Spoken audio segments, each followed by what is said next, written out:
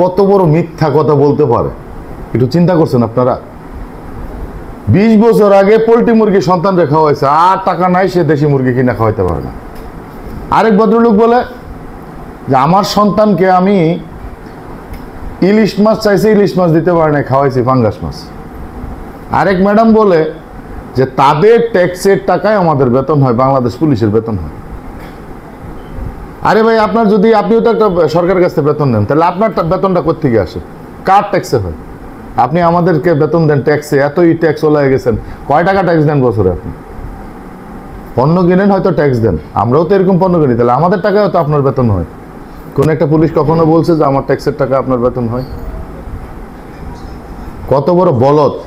সেদিন একটা ভিডিও দেখলাম, 4 জন মহিলা বসে বসে লুডো খেলতেছে ক্লাসরুম ফাঁকি দিয়ে লাইব্রেরিতে, এবং সে করতেছে কি, কাপড় সেলাই করতেছে। এটা কোনো কথা? কিছু হইতেই রাজপথে নেমে যাচ্ছেন, আপনারা স্কুলগুলো বন্ধ করে দিচ্ছেন। কি চাচ্ছেন? বাচ্চাদের পড়াশোনার দিকে আপনারা খেলনা দিয়ে কি করতেছেন? আপনারা দেশে যদি সুশিক্ষিত জাতি গঠিত না হয়, দেশ কখনো উন্নত হয় না। আগে সুশিক্ষিত জাতি গঠন করুন, আপনারা নিজে সব কিছু পাবেন ইনশাল্লাহ। আপনাদেরকে গভর্নমেন্ট দেবে না, এই ধরনের কোনো কথাই বলা নেই। কিন্তু আপনারা যে একটা পরিস্থিতি তৈরি করছেন পুরো বাংলাদেশে, সেটা অরাজকতা, আর কিছুই নয়।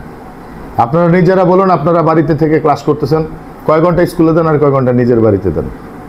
আপনার সমবেতন আর একটা ছেলে যেটা সেনাবাহিনীতে, নৌবাহিনীতে, বিমান বাহিনীতে আছে, তার দিকে একবার খেয়াল করে দেখেন সে কয়দিন পরে পরে বাড়িতে যায় ছুটিতে, আর কতদিন সে ডিপার্টমেন্টের সরকারের জন্য শ্রম দেয়, দেশের জন্য শ্রম দেয়। এইসব চিন্তা ভাবনা থেকে বিরত থাকুন, দেশকে ভালোবাসুন, দেশের মানুষকে ভালোবাসুন। ধন্যবাদ সবাইকে।